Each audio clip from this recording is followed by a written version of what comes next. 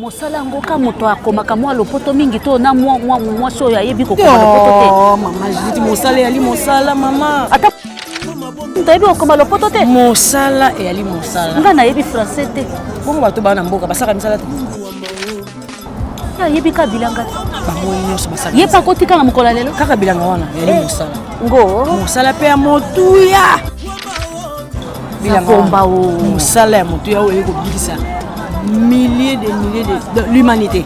Ya solo. Ceux qui montent à Bilangalite, n'angana hôtel na président de la République en télémati. C'est que na mokola le yepe boto wana bosenga na ye. Ye moto wana na bosenga kutu lelo ndana lokumuti. Toko pesende lokumu. Muanya, toko bwakele maboke ya mbe. Kasi na moni na lisanga na bino ezaka ba licencié basi o bakenda sango. Moi si pa bilanga kokota na lisanga na bino. Oui kokota po te ali mwasi. Biso to lengela kande basi oyo, bazali basi oyo ya motuya, yali basi oyo bayebi mosala pe basala ka mosala bango malamu.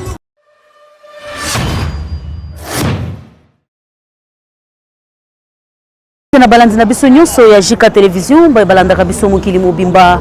Ah oui, c'est Jika Mama Banebele ya Baleke Bele. Zwanga na forme nyonso okolinga. Ah bien. Lelo ezali journée à travail.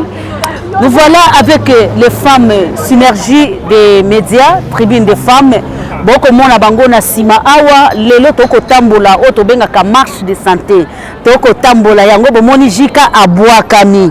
Babi Mama Banebele abwakami. Balobi Jika l'international abwakami. Donc balobi babwakama kaka on ne sait jamais. Leleza mukolo ko bwakama rien à dire. Toza awa toko la kisa importance ya musala et pas ya mwasi. Mwasi sengeli asala.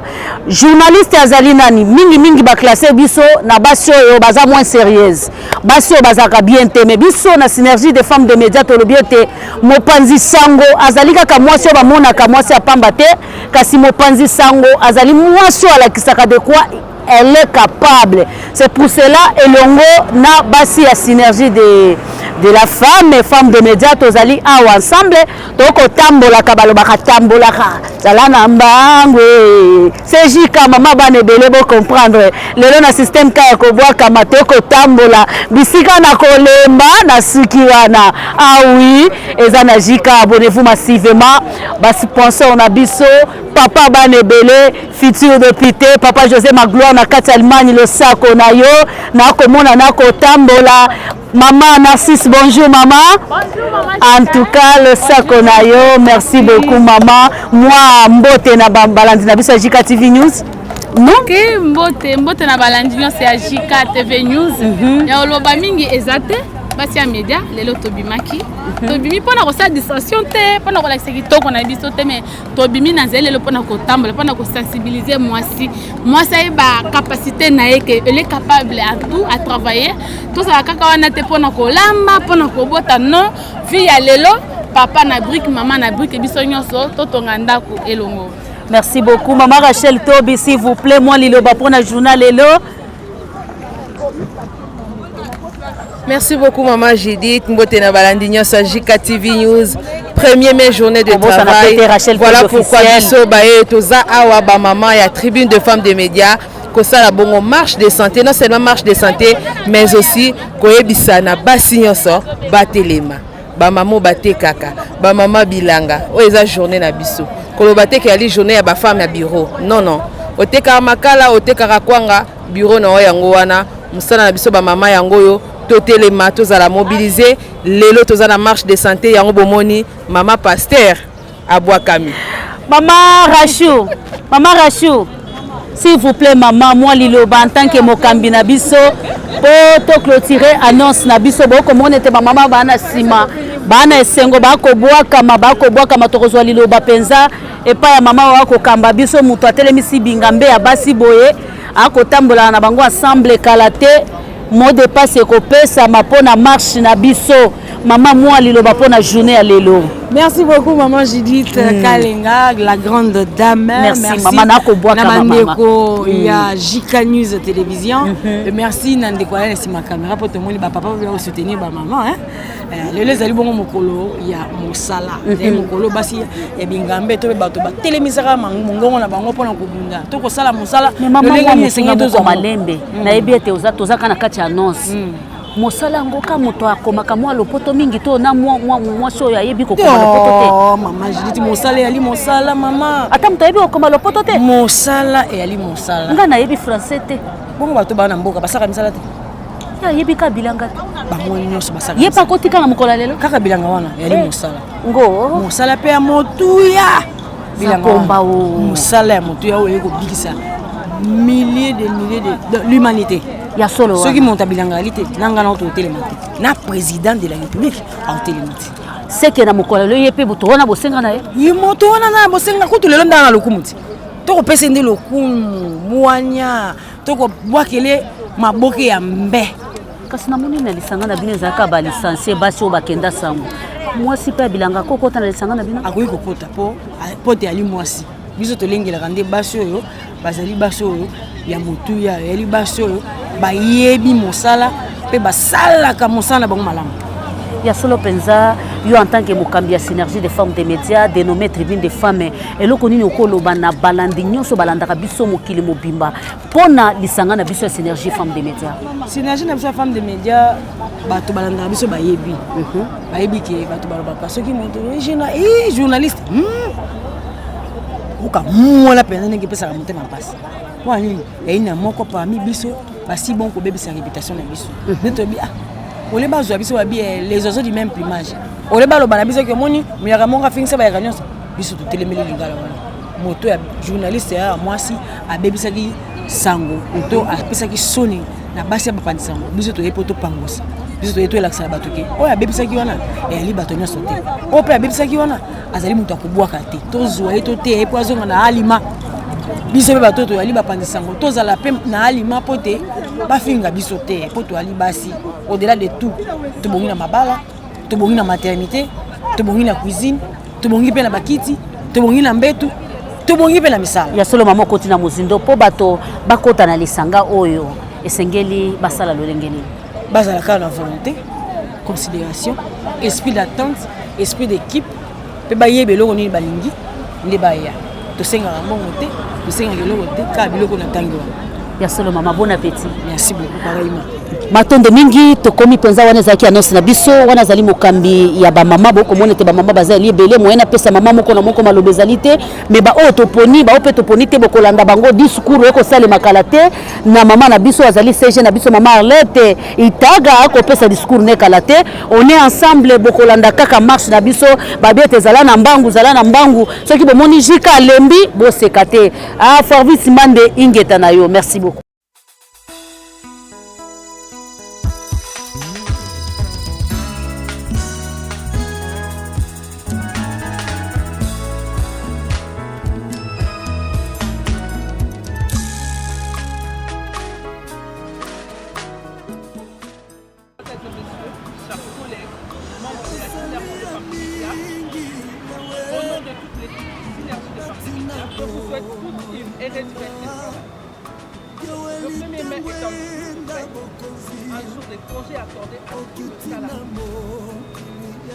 Depuis 1947, ce jour a une magnifique presse que le travail est fallu.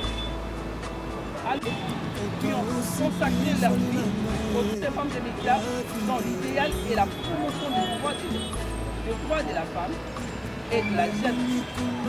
Encourager toutes les femmes à avancer, partager leur expérience professionnelle et veiller à l'amélioration des conditions de vie des travailleurs en milieu professionnel.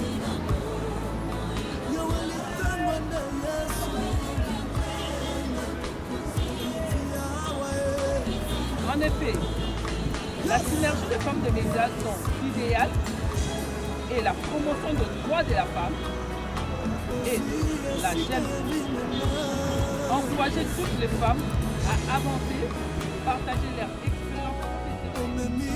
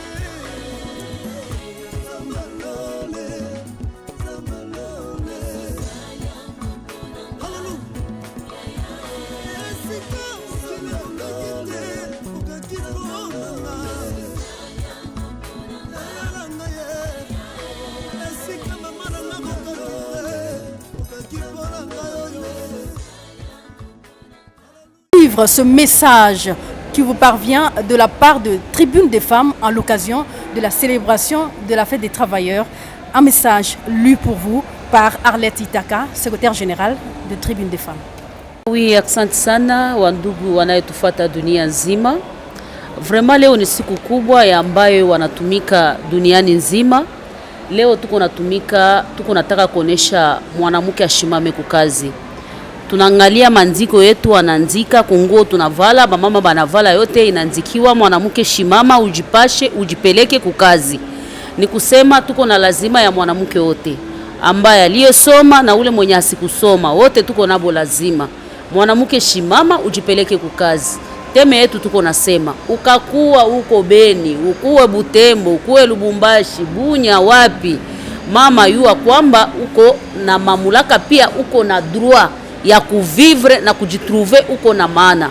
En plus niko nasemea wa mama wenyewe wanalimaka mashamba, wanatupachiaka matembele, sombe, lenga, wale wa mama nabo tuko nabo lazima. Vraiment tuko nabo lazima kwa sababu wanasema mwanamke shimama, ujipe kukazi. Ni teme kubwa na tutaendelesha mwezi mzima hii ya 5. Asante sana. Eyo ba wetu onsu tosakitele wa bungi. Lelo tujumwa beu vraiment bwa kusangija ni ba mamu bwa ngondu mujima lelo bwa kwambila bantu ne lelo nchijimu cha mukaji uimana kumujimu. Mukaji uimana bishi kumujimu. Na sheye muikala mwana bujimu. Na sheye muikala mukaji wakumbujimai. Mufon, je ne sais pas où. Badiba kwambila ni mukaji we imana ujesha kumujimu. Umanya ni ujini valeur. Na shwe muikala mukaji kuimulonga to. Na shwe muikala mukaji kuini valeur kumaswa baduto. Badiba kwambila ni mukaji we imana. Wenza mujimu kumpala kwa bantu ujileja ni ujini bukola. Bwalu chisumbu chetu cha bamamu chikani chikala ni chisumbu cha bamamu baje balonga to na shwoko mwikala ulonga to we ngumvo memekalanga masengu mwaba wonsutu kubikila we hebo wimana ujuesha kumujimu kya bamba muchifa lansa ne femme mets-toi debout, mets-toi au travail. Atu toamba muchiluba bamba ne mukashima na ujesha kumujimu tosa kichilo bande ko balandi ndenge bozali ko kop tozali ko koba na émission na biso tomoni ete mboka na biso République démocratique du Congo ezalaka pe na ba langue nationale toza na po cette message ko ba femme ya tribune baza ko lancer et parvient et koma ko koma tina Congo profond yangwana bolandi message ba pesi biso na chiluba na Swahili siko toza ko koma na message na biso ya Kikongo atoza au fin fond ya Congo central naza sur était un message oyo ekokomela ngo pe ekokapter ngo malamu nde topesi maloba na concert na biso apesa biso message wana na Kikongo bampangi na betu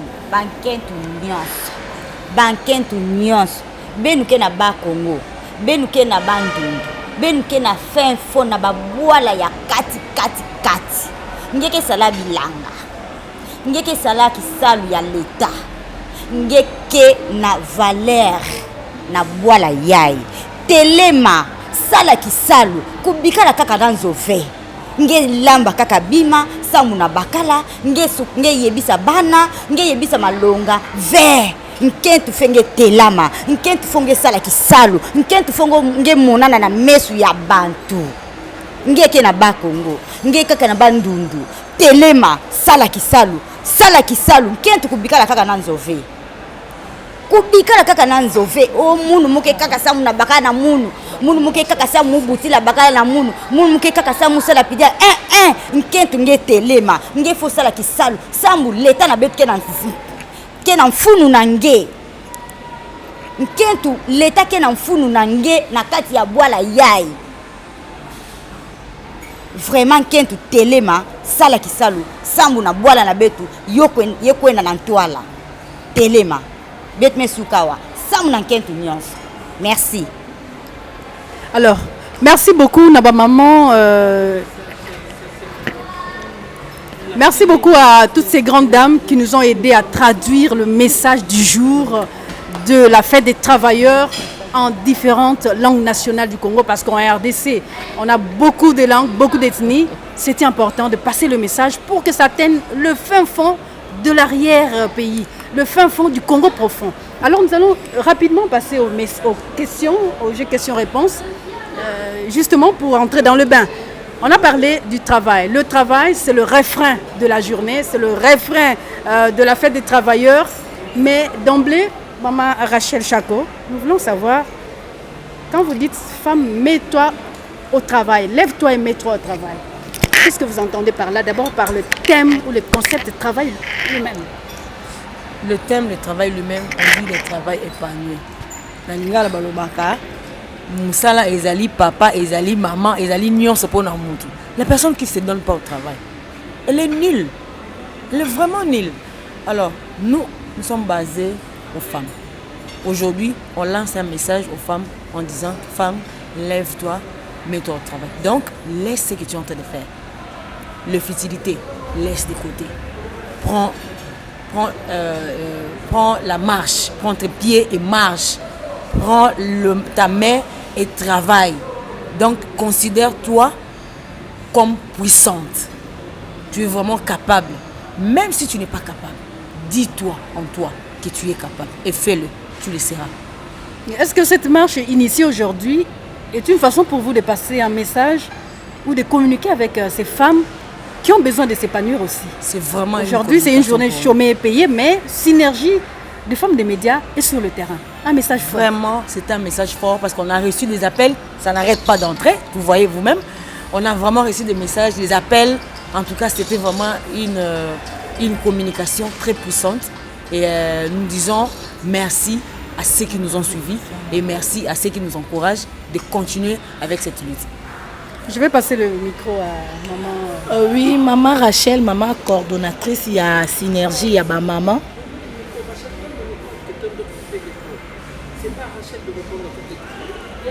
Ok, pause oui. Et puis je vais trouver.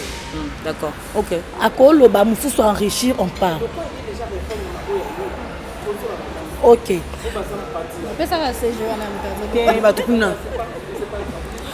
Ok, bon, Moutouné ezalaki pour na maman Rachel, comme c'est une émission des femmes, Tozo Kaboula. Bah maman, tolobi thème de femme, lève-toi, mets-toi au travail.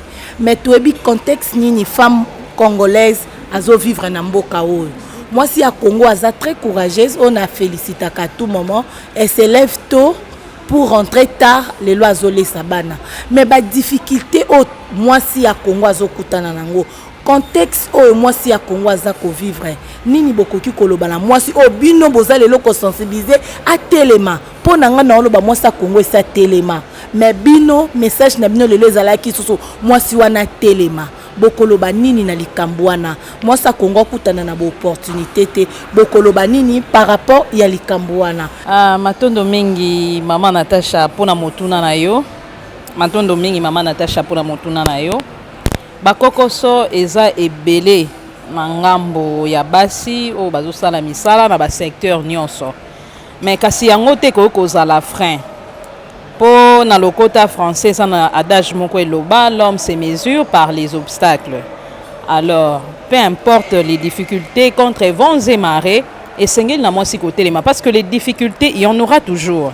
Mutu moko ta koloba que non akutana na bakokoso te akokutana na ba difficulté te azali te na ba domaine nyonso na ba misala nyonso ko sala ba difficulté ezali bakokoso ezali o soki tolobi to banda ko énumérer to ko ikolekisa ngonga nyonso aya kotanga moko sima mosusu na yango tozosenga na ba mama koyeba kotelema kotenir ba mama na biso babokoli biso ndenge nini toyoka basango ba mama mususu kaka na saki ya makala wana atangisi bana na ye tipe bana bakemikili ya poto kaka ndenga bandaki ba mususu tomona abandaki na sani ya nguba tititi lobi akomi pe commerçante munene pourquoi pas biso lelo oyo to telema tozala basi ya valeur pona kosimba mabota na biso pona kotombola pe ekolo na biso ekoka bongo kokende liboso mwasi wana azape na bo opportunité te bazo pesa ye yo lobi moi muta se mesraka devant obstacle thèse na yo na affirmer yango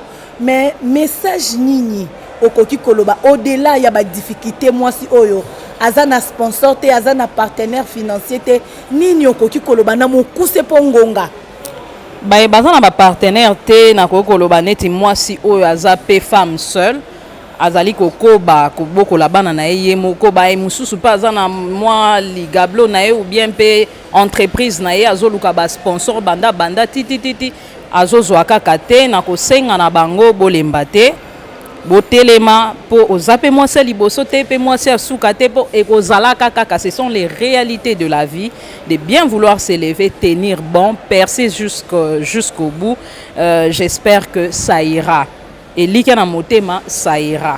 Merci beaucoup. Question va maintenant se diriger à l'endroit de Maman Grâce. Maman Grâce, je voudrais qu'on revienne ou qu'on replonge directement dans les thèmes nationaux. C'est promouvoir l'emploi et le travail décent dans un monde en pleine mutation. Kotelema na musala e bandaka na mutu. Ponzambe tango akelaka mwasi na mobali akabolaka ba cerveau te. O cerveau o ya mwana mobali cerveau o ya mwana mwasi non. Nzambe atiaka kaka cerveau humain. Quitte à toi na mayele o nzamba pesi yo o développer nini okoki kosala. Yango to sengi na basi batelema. Côté kanzoto eza na litomba te bon ti valeur eza na litomba te parce que eko rattraper biso quelque part yango tribune des femmes ezaki na message moko et lancé peto ndimi ete ba téléspectateurs na biso ba kolanda boko continuer komona ba message na biso banda ko circuler na ba différents médias na biso. En tout cas, le temps nous est imparti, on peut pas tout dire aujourd'hui.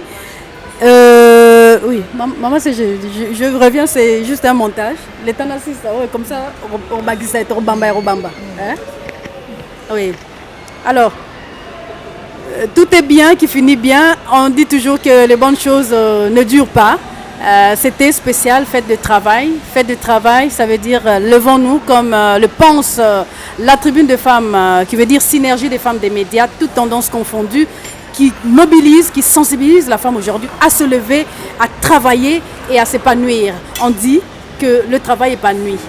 Donc, expérimentons cela Gardons une pensée pieuse envers toutes ces femmes travailleuses qui ont milité à Chicago, aux États-Unis, depuis 1886 pour promouvoir la valeur de la femme, le droit des femmes au travail, afin d'épanouir, si pas de développer notre pays, pourquoi pas le monde entier. Restez branchés, on va poursuivre avec de prochains numéros. Vous aurez nos adresses, email, YouTube, au bas de l'écran. En tout cas, restez toujours connectés aux activités de la Tribune des femmes. Nous vous remercions et très bonne fête de travail à tous et à toutes.